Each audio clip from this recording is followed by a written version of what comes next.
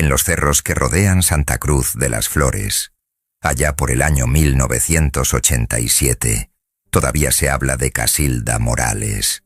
No con cariño, no con lástima, sino con ese miedo viejo que se mete en los huesos cuando el sol se esconde. Los viejitos del pueblo la recuerdan bien, porque muchos la conocieron cuando todavía era una muchacha de ojos claros y sonrisa fácil.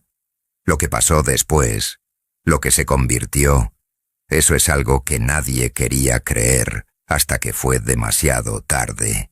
Casilda nació en 1952 en un ranchito llamado El Saucito, uno de esos lugares donde la tierra es más polvo que promesa. Su papá, don Artemio, trabajaba de sol a sol en las milpas de don Fulgencio Ríos, el patrón más rico de toda la región. La familia Morales vivía en una casita de adobe con piso de tierra, pero eran gente de bien, de esa que no le debe nada a nadie y que saluda con la frente en alto. La niña creció ayudando a su mamá, doña Clemencia, en las labores de la casa. Lavaba ropa en el arroyo, molía maíz antes del amanecer, cuidaba a sus hermanitos menores. Pero Casilda tenía algo especial, una belleza que no pasaba desapercibida. A los 16 años, en 1968, ya era la muchacha más bonita de todo El Saucito. Pelo negro como la obsidiana, ojos color miel, cinturita que parecía hecha para bailar. Los muchachos del pueblo la miraban de reojo, pero ella era seria, trabajadora, no andaba con tonterías. Y ahí fue donde empezó todo, cuando la vio Renato Ríos, el hijo mayor de don Fulgencio. Renato tenía 24 años y acababa de regresar de la capital, después de estudiar no sé qué cosa de administración. Era de esos muchachos que creen que el mundo les debe todo porque nacieron con dinero. Alto, de facciones finas, pelo engomado hacia atrás, siempre oliendo a colonia cara. Usaba camisas de seda y botas vaqueras que brillaban como espejo.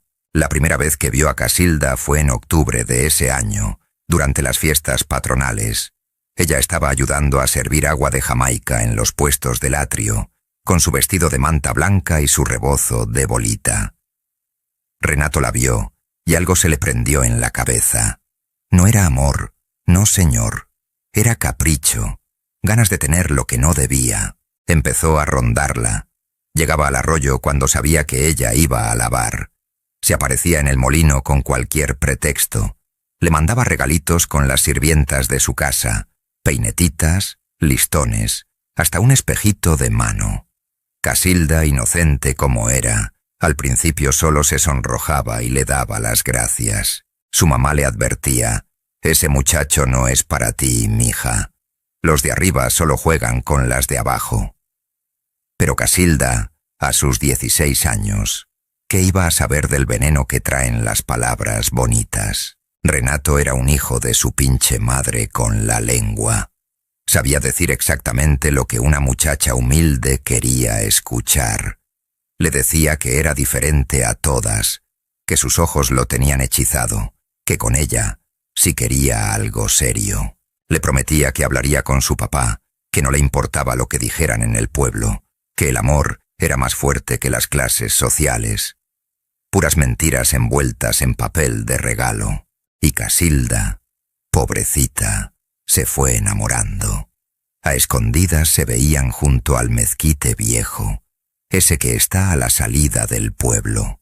Renato le robaba besos, le acariciaba el cabello, le susurraba promesas que se las llevaba el viento. Durante 6 meses, de octubre de 1968 a marzo de 1969, Casilda vivió en una nube. Pensaba que ese muchachito rico de verdad la quería, que iban a casarse, que iba a salir de la pobreza de la mano del amor. Qué equivocada estaba la pobre criatura. En marzo de 1969, Casilda empezó a sentirse mal. Náuseas por las mañanas, mareos, un cansancio que no se le quitaba ni durmiendo. Su mamá, que había parido 7 hijos, supo de volada lo que pasaba. Con lágrimas en los ojos le preguntó si era verdad lo que estaba pensando. y Casilda, temblando, le dijo que sí, que estaba esperando un hijo de Renato. Doña Clemencia casi se muere del coraje y la vergüenza, no porque juzgara a su hija, sino porque sabía lo que venía. En esos pueblos, en esos años, una muchacha embarazada sin marido era la deshonra más grande. Pero más allá de eso, sabía que Renato Ríos no iba a responder. Los ricos nunca respondían. Don Artemio, cuando se enteró, agarró su sombrero y su machete y se fue caminando hasta la hacienda de don Fulgencio. Llegó con la dignidad de un hombre que no tiene nada que esconder. Le pidió hablar con Renato. Cuando el muchacho salió, don Artemio, con voz firme pero respetuosa, le dijo: «Mire, joven Renato, usted ha deshonrado a mi hija. Ella está esperando un hijo suyo. Vengo a pedirle que haga lo correcto, que se case con ella, o al menos que reconozca a la criatura». Lo que pasó después todavía lo cuentan los que estaban ese día trabajando en los corrales de la hacienda. Renato se rió. Así nomás. Se carcajeó en la cara de don Artemio. Le dijo: «¿Tu hija? Yo ni sé quién es tu hija, viejo. Y si anda embarazada, que busque al padre por otro lado, porque yo no ando tocando a cualquiera». Don Fulgencio, que había salido al escuchar el alboroto, ni siquiera defendió a su hijo. Nomás le dijo a don Artemio: «Retírate de mi propiedad antes de que te saque a patadas. Y si tu hija anda de calentona, ese es tu problema, no el nuestro». Don Artemio regresó a su casa con la cabeza gacha, el corazón roto y un odio que le quemaba por dentro.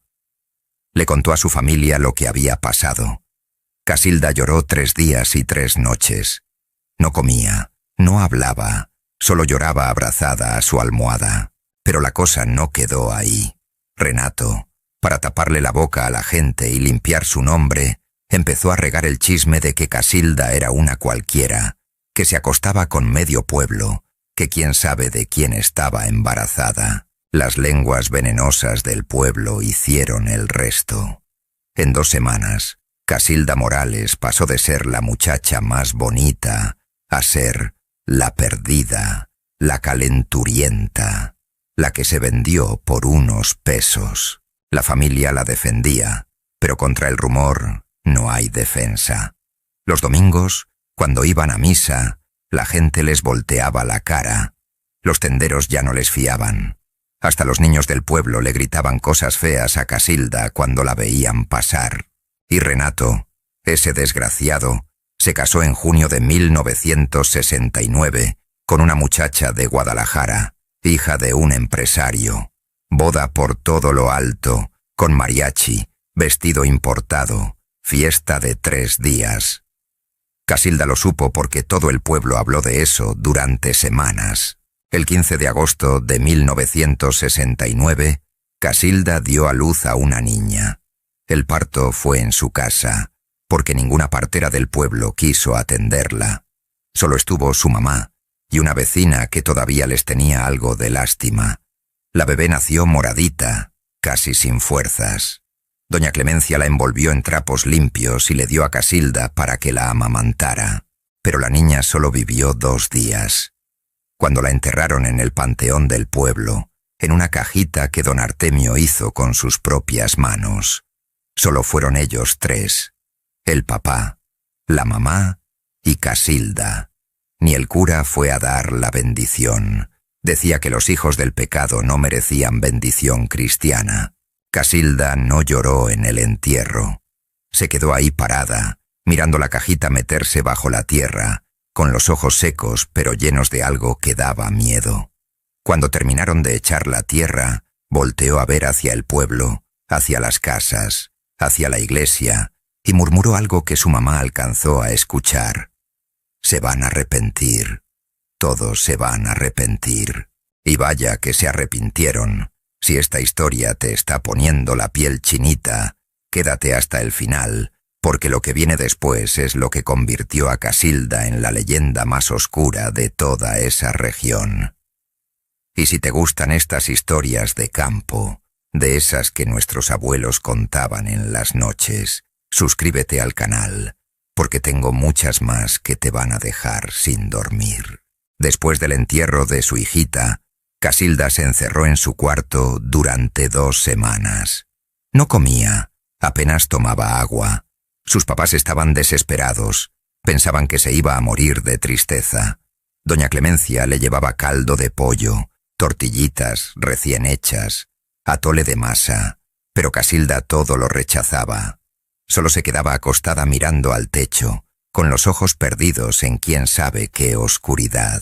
Una noche de septiembre de 1969, don Artemio escuchó que su hija salía de la casa. Eran como las 3 de la mañana. Se asomó por la ventana y la vio caminar descalza hacia el cerro, con el camisón blanco moviéndose con el viento. Quiso salir tras ella, pero doña Clemencia lo detuvo. «Déjala, viejo. A lo mejor necesita hablar con Dios o con la tierra. Ya no podemos hacer nada por ella». Casilda subió al cerro donde enterraron a su niña.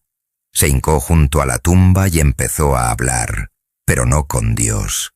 Habló con la tierra, con la noche, con lo que sea que escucha cuando uno ya no tiene a quien rezarle. «Dame poder», decía. «Dame fuerza para hacer pagar a los que me hicieron esto. No quiero ser débil nunca más. No quiero que me vuelvan a pisotear». Los viejitos del pueblo juran que esa noche se escucharon cosas raras. Perros aullando todos al mismo tiempo, viento que soplaba cuando no debía. Hasta dicen que se vieron luces moradas sobre el cerro.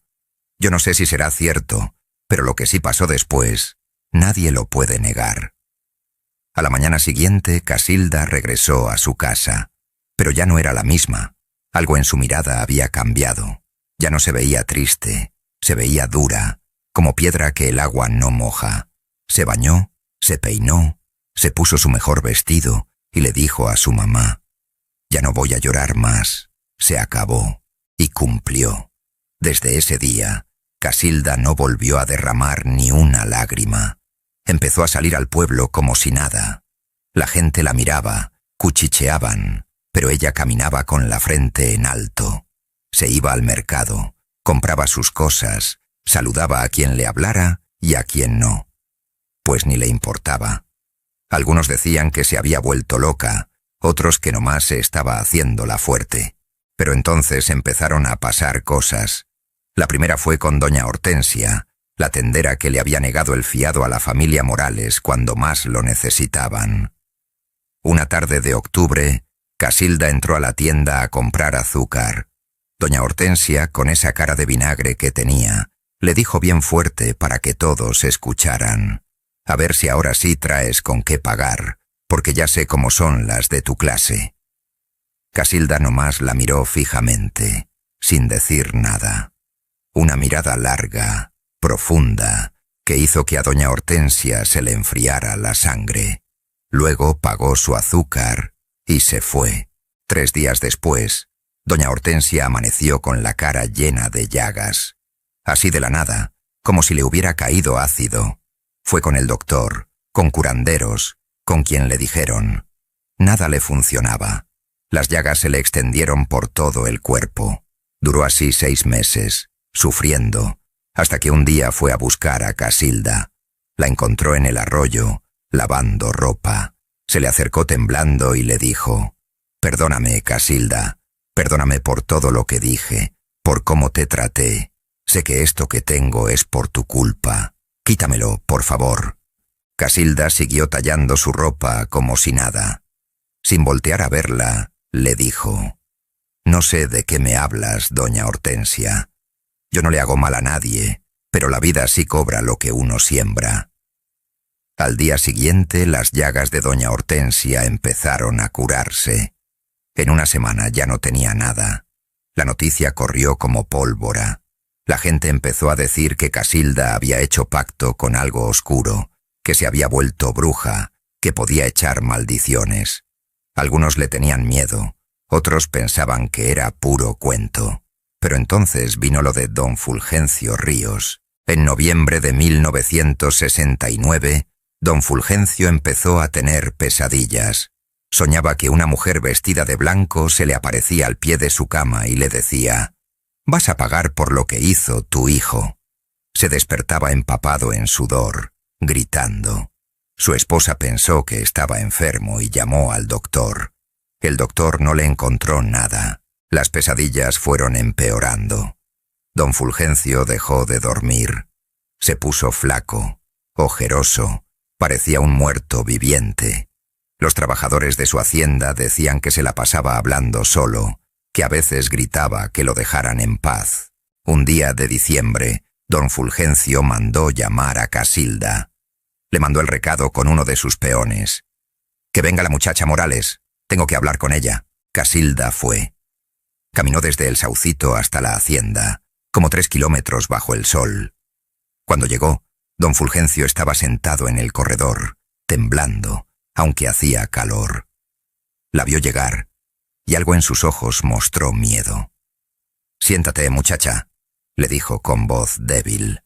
Casilda se sentó sin decir nada, esperando. Don Fulgencio tragó saliva y habló.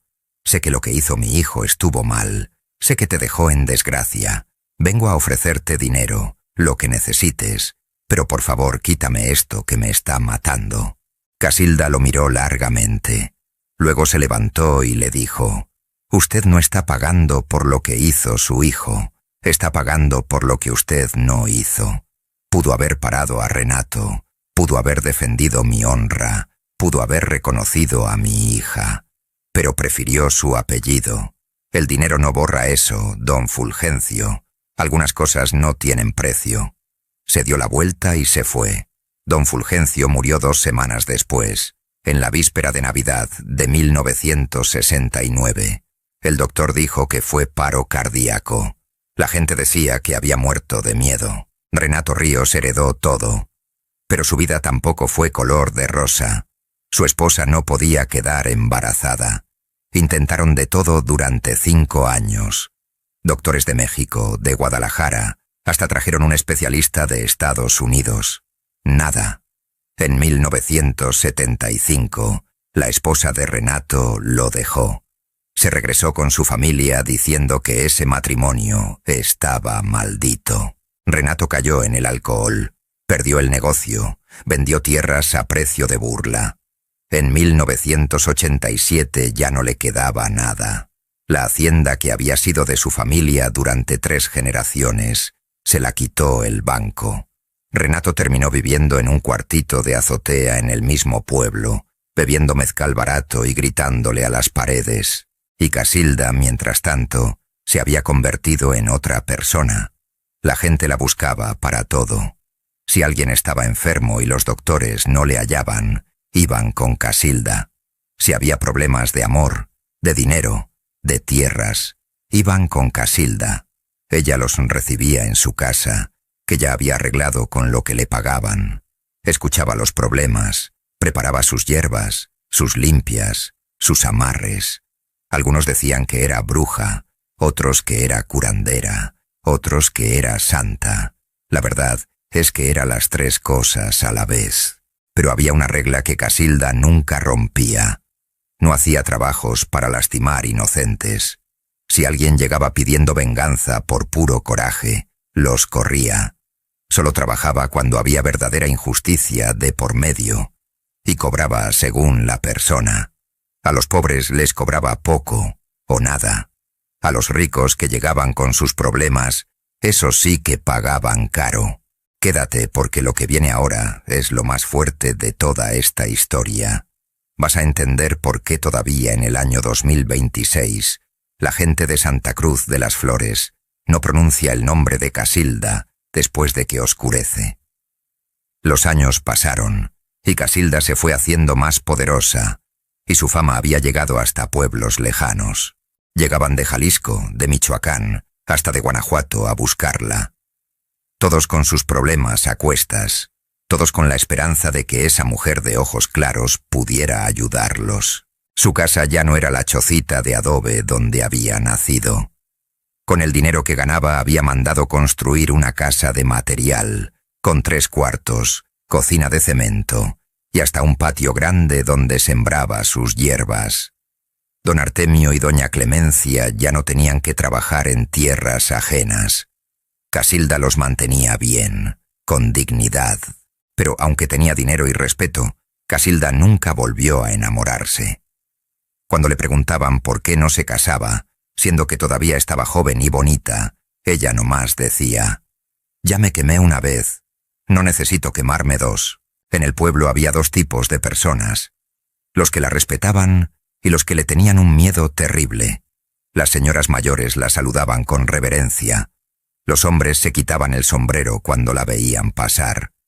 Pero los jóvenes, esos que no habían vivido lo de antes, algunos se burlaban. Decían que puras patrañas, que la brujería no existía, que Casilda era una charlatana. Uno de esos muchachos era Hipólito Vargas, nieto de una familia de rancheros. Tenía como 19 años en 1976 y se creía muy machito. Un día, borracho en la cantina, empezó a decir que él no le tenía miedo a ninguna bruja, que todo era cuento para sacarle dinero a los pendejos. Sus amigos le dijeron que se callara, que no anduviera invocando lo que no debía, pero Hipólito estaba en sus copas y no hacía caso. Se paró de su mesa, salió tambaleándose a la calle y empezó a gritar: «Casilda Morales, si eres tan brava, ven y hazme algo. Yo no te tengo miedo, pinche bruja de mentiras». La gente que estaba en la calle nomás se persignó y se metió a sus casas. Hipólito siguió gritando un rato más, riéndose, hasta que se cansó y se fue para su rancho. 3 días después, Hipólito amaneció ciego. Así nomás, de la noche a la mañana. No veía nada, pura oscuridad. Su familia lo llevó con doctores de Guadalajara. Le hicieron estudios, le checaron todo. Los ojos estaban perfectamente bien. No había razón médica para que estuviera ciego. Pero ciego estaba. Duró así 2 semanas. Su mamá, doña Eloísa, ya estaba desesperada. Una vecina le dijo: «Mira, Eloísa, yo sé que no te va a gustar lo que te voy a decir, pero tu hijo ofendió a Casilda. Tienes que ir a pedirle perdón». Doña Eloísa no quería, le daba vergüenza, pero más le dolía ver a su hijo así. Agarró a Hipólito del brazo y se lo llevó caminando hasta la casa de Casilda. Tocaron la puerta. Casilda abrió y las miró sin sorpresa, como si ya supiera por qué venían. «Pase, doña Eloísa», le dijo. Ni siquiera miró a Hipólito. Los hizo pasar a la sala. Les ofreció agua. Se sentó frente a ellos y esperó. Doña Eloísa habló con la voz quebrada: «Casilda, vengo a pedirte perdón por mi hijo. Sé que te faltó al respeto. Él es joven, es tonto, andaba tomado, pero es mi hijo, y yo te ruego que lo perdones». Casilda se quedó callada un rato largo. Luego volteó a ver a Hipólito, que estaba ahí sentado con los ojos abiertos, pero sin ver nada. Le dijo: «¿Y tú qué dices, muchacho? ¿Todavía crees que soy bruja de mentiras?» Hipólito, con lágrimas rodándole por las mejillas, respondió con voz temblorosa: «No, señora Casilda, perdóneme, yo soy un pendejo, nunca debí burlarme. Por favor, déjeme ver otra vez». Casilda suspiró. Se levantó, fue a su cuarto y regresó con un trapo rojo. Se acercó a Hipólito y le limpió los ojos con el trapo, murmurando cosas que doña Eloísa no entendió. Cuando terminó, le dijo: «Abre los ojos». Hipólito parpadeó. De repente empezó a ver borroso, luego más claro, hasta que recuperó la vista completamente. Se puso a llorar de alivio y le agarró las manos a Casilda. «Gracias, señora. Gracias. Nunca voy a olvidar esto». Casilda retiró sus manos y le dijo con voz seria: «No me agradezcas, muchacho. Yo no te quité nada. Tú solito te lo buscaste. La próxima vez que veas algo que no entiendes, respétalo. Y si no puedes respetarlo, al menos cállate la boca». Desde ese día, Hipólito Vargas se volvió uno de los defensores más grandes de Casilda. Cada que alguien hablaba mal de ella, él salía a defenderla. Y la historia se corrió por todos lados. Ya nadie se atrevía a burlarse de la bruja de los cerros. Pero no todas las historias de Casilda eran de venganza. También había muchas de ayuda verdadera. En 1979 llegó a su casa una señora de un pueblo vecino. Se llamaba Catalina y traía a su hijo de 6 años en brazos. El niño estaba muy grave, con fiebre altísima que ya llevaba 5 días. Los doctores decían que no se explicaban qué tenía, que le habían dado medicina, pero nada funcionaba. Casilda vio al niño y supo de volada qué le pasaba. A este chamaquito lo ojearon, dijo. Alguien lo vio con envidia o con mala intención y le pegó el mal de ojo. Catalina empezó a llorar. Sálvemelo, por favor. Es mi único hijo. Hago lo que sea, le pago lo que me pida. Casilda la calmó. No me vas a pagar nada. A los niños yo los curo de gratis. Preparó un baño con hierbas, le hizo una limpia con huevo, rezó sobre él. Le dio a la mamá unas hierbas para que le hiciera té durante 3 días. Al tercer día, el niño ya estaba corriendo y jugando como si nada. Catalina regresó a agradecerle y trató de dejarle dinero. Casilda no lo aceptó. Ya te dije que a los niños no les cobro. Nomás cuídalo bien y enséñale a ser buena persona. Así era Casilda. Dura con los que abusaban, generosa con los que sufrían de verdad. La gente empezó a entender que no era mala, era justa. Y la justicia, a veces, duele. En 1982 pasó algo que marcó mucho al pueblo. Renato Ríos, que ya andaba bien acabado por el trago, se apareció una noche en la casa de Casilda. Tocó la puerta como loco, gritando que necesitaba hablar con ella. Casilda abrió. Ahí estaba Renato, flaco, sucio, oliendo a alcohol rancio. Ya no era el muchachito guapo de antes. Era un despojo humano. Casilda, le dijo con voz ronca, perdóname. Sé que lo que te hice no tiene perdón, pero estoy muriendo. Los doctores dicen que mi hígado ya no funciona. Dame algo, lo que sea, para quitarme el dolor. Casilda lo miró con una mezcla de lástima y asco. Y ahora sí te acuerdas de mí, ¿verdad? Cuando me necesitabas para mancharme, ahí sí te acordaste de Casilda. Cuando te necesité yo, me diste la espalda. Renato se hincó ahí en la puerta. Lo sé. Fui un cabrón. Merezco todo lo que me pasa. Pero si algo de lo que sentiste por mí fue verdad, ayúdame. Casilda sintió algo moverse dentro de su pecho. Algo viejo, guardado desde hacía años. Por un momento fue otra vez la muchacha de 16 años que se enamoró bajo el mezquite. Pero luego recordó a su hijita muerta. El rechazo, la humillación. No, le dijo con voz fría. Yo no te voy a ayudar. No porque no pueda, sino porque no quiero. Tú escogiste tu camino, Renato. Ahora recórrelo hasta el final. Cerró la puerta. Renato se quedó ahí, hincado, llorando como niño. Los vecinos lo vieron irse arrastrando los pies, derrotado. Renato Ríos murió en abril de 1983. Tenía 39 años. Lo enterraron en el panteón del pueblo, pero en una tumba sencilla, porque ya no tenía ni para un funeral decente. Y ahí es donde esta historia toma un giro que nadie esperaba. Porque lo que pasó después del entierro de Renato cambió a Casilda para siempre. No te vayas todavía porque falta lo más importante, que te va a hacer entender por qué a veces el poder más grande no es el de vengarse, sino el de perdonar. La noche que enterraron a Renato Ríos, Casilda no pudo dormir. Se quedó sentada en el corredor de su casa, mirando las estrellas, pensando en todo lo que había pasado. Tenía 31 años y había vivido más que muchos viejos de 80. Por primera vez en 14 años, desde aquella noche en el cerro junto a la tumba de su hija, Casilda lloró. Lloró por la muchacha que fue, por el amor que creyó sentir, por la niña que nunca creció, por todos los años que pasó con el corazón endurecido. Lloró tanto que le dolía el pecho. Su mamá, doña Clemencia, que ya estaba viejita pero todavía bien lúcida, salió a acompañarla. Se sentó a su lado sin decir nada, nomás agarrándole la mano. Después de un rato, Casilda le dijo entre sollozos: «¿Valió la pena, mamá?» «¿Valió la pena todo esto?» Doña Clemencia le acarició el cabello como cuando era niña.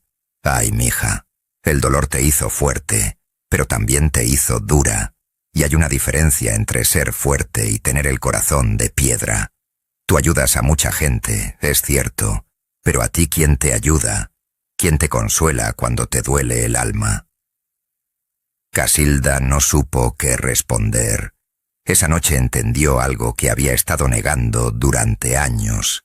Su poder venía del dolor, de la rabia, del coraje, pero esas mismas cosas la estaban consumiendo por dentro. Al día siguiente, Casilda hizo algo que nadie esperaba. Fue al panteón, a la tumba de Renato. Se hincó ahí y empezó a hablar. No le importó si alguien la veía o la escuchaba. «Renato», dijo en voz baja, «fuiste un cabrón. Me destruiste la vida, me quitaste la inocencia, mataste a nuestra hija con tu rechazo. Pero yo también me hice daño a mí misma guardando este odio durante tanto tiempo. Hoy te vengo a decir que ya me cansé. Ya me cansé de cargar con esto». Se quedó ahí un rato más, en silencio. Luego se paró, se sacudió el polvo de la falda y se fue. Desde ese día, algo en Casilda empezó a cambiar. Siguió curando gente, siguió haciendo sus trabajos, pero ya no con esa dureza de antes.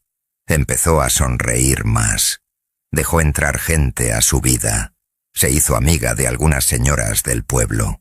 Empezó a ir a la iglesia los domingos, aunque el cura la veía medio raro. En 1985, cuando tenía 33 años, conoció a don Silverio, un viudo que llegó de Zacatecas buscando trabajo. Era un hombre bueno, tranquilo, de esos que hablan poco, pero cuando hablan dicen cosas que valen la pena. No le importó el pasado de Casilda ni lo que la gente decía de ella. La veía como lo que era, una mujer que había sufrido pero que seguía de pie. Se hicieron amigos primero. Silverio iba a visitarla, le ayudaba con el jardín, arreglaba cosas de la casa. Casilda le preparaba comida, platicaban de todo. No había prisa, no había presión. Solo dos personas disfrutando la compañía del otro. En 1987, Silverio le pidió que se casara con él. Fue algo sencillo, sin rodeos. Le dijo: «Casilda, yo sé que has sufrido mucho. Yo también he sufrido a mi manera, pero creo que juntos podemos tener una vida tranquila. No te ofrezco riquezas ni cosas grandes. Nomás te ofrezco respeto, compañía y que nunca te voy a fallar». Casilda aceptó. Se casaron en octubre de 1987, en una ceremonia chiquita en la iglesia de Santa Cruz de las Flores. Fue al revés de como había soñado cuando tenía 16 años. No hubo vestido blanco elegante ni fiesta grande, pero hubo algo mejor. Hubo paz. Vivieron juntos 23 años. Don Silverio murió en 2010, de viejito, en su cama, con Casilda agarrándole la mano. Fue un matrimonio tranquilo, sin hijos, pero con mucho cariño. Casilda siguió trabajando como curandera hasta el año 2015, cuando ya tenía 63 años, y el cuerpo empezó a pedirle descanso. Se retiró poco a poco, nomás atendiendo casos muy especiales, o ayudando a gente que de verdad no tenía a dónde ir. Ahora, en 2026, Casilda Morales tiene 73 años. Todavía vive en Santa Cruz de las Flores, en su casa con el jardín lleno de hierbas. Ya no hace trabajos de brujería, pero la gente sigue yendo a visitarla, a pedirle consejos, a platicar. Es como la abuela del pueblo, aunque no tenga nietos de sangre. Yo tuve la oportunidad de conocerla el año pasado. Fui con respeto, con curiosidad de escuchar su historia de viva voz. Me recibió en su sala, me ofreció café con canela y platicamos durante horas. Le pregunté si era cierto todo lo que contaban de ella, si de verdad había hecho todo eso que la gente decía. Ella nomás sonrió con esa sonrisa que tienen los viejos que han vivido mucho. «Mira, mijito», me dijo, «la gente exagera las cosas. Yo aprendí a usar las plantas, aprendí rezos que me enseñó una señora del pueblo, aprendí a leer a las personas. ¿Que si hice maldades? Sí, las hice. No voy a negarlo. ¿Que si me arrepiento? De algunas sí, de otras no. Los que me hicieron daño pagaron, es cierto. Pero ¿sabes qué es lo que más me costó? Perdonar. Ese fue mi trabajo más difícil. Le pregunté qué consejo le daría a alguien que está pasando por lo mismo que ella pasó, a alguien que ha sido traicionado, humillado, destruido por otra persona. Se quedó pensando un rato. Luego me dijo que el dolor es real y que está bien sentirlo, que la rabia es natural y que no hay que negarse, pero que llegará un momento en que tendrás que decidir. ¿Te vas a quedar ahí, revolcándote en ese dolor, o vas a seguir adelante? Yo tardé muchos años en aprenderlo. Me volví poderosa, sí, pero también me volví solitaria. El poder que viene del coraje es fuerte, pero te va carcomiendo por dentro. El poder verdadero está en levantarte, sacudirte el polvo y decidir que nadie, nunca más, va a tener control sobre tu felicidad. Antes de irme, le pregunté si alguna vez volvió a ver a Renato, si alguna vez le habló después de muerto. Me miró con esos ojos claros que ya tienen el peso de los años. Una vez, me dijo, como en el año 2000, lo soñé. Estaba ahí parado, joven otra vez, como cuando lo conocí. Me pidió perdón, y yo le dije lo que no le pude decir en vida. Te perdono, Renato, no porque te lo merezcas, sino porque yo ya me cansé de cargar con esto. Y desde ese sueño, dejé de soñar con él. Ya no me debe nada, ni yo le debo nada. La historia de Casilda Morales no es solo la historia de una bruja. Es la historia de una mujer que fue destruida y que decidió reconstruirse con las mismas piedras que le tiraron. Es la historia de cómo el dolor puede convertirte en algo poderoso, pero también en algo amargo, y cómo al final del camino, el verdadero poder está en soltar. Santa Cruz de las Flores sigue ahí, entre los cerros de Jalisco. La casa de Casilda sigue en pie. Y si vas y preguntas por ella, la gente te va a contar 1000 versiones diferentes de su historia. Unos te van a decir que es una santa, otros que es una bruja, otros que es un fraude. Pero yo te cuento lo que vi. Una viejita de 73 años, con las manos curtidas de tanto trabajar la tierra y curar gente, con los ojos claros llenos de historias, tomando café en su corredor, mientras las hierbas de su jardín se mecen con el viento. Y si le preguntas si se arrepiente de algo, te va a decir que sí, que se arrepiente de haber tardado tanto en perdonar. Porque el perdón, dice ella, no es para el que te hizo daño. El perdón es para ti, para que puedas dormir en paz. Ahora dime, ¿qué te dejó esta historia? ¿Te hizo pensar en algo de tu propia vida? Déjamelo en los comentarios, me gusta leer lo que sienten ustedes con estas historias. Y si te gustó este relato de campo, de esas historias reales que pasan en nuestros pueblos, suscríbete al canal, porque cada semana traigo más testimonios así, de gente real, de pueblos reales, de vidas que parecen leyendas pero que son más ciertas que muchas cosas que vemos en las noticias. Y si conoces a alguien que esté pasando por un momento difícil, compártele esta historia. A veces ayuda a saber que otros han pasado por lo mismo y han salido adelante. Nos vemos en el próximo relato, compadre, comadre.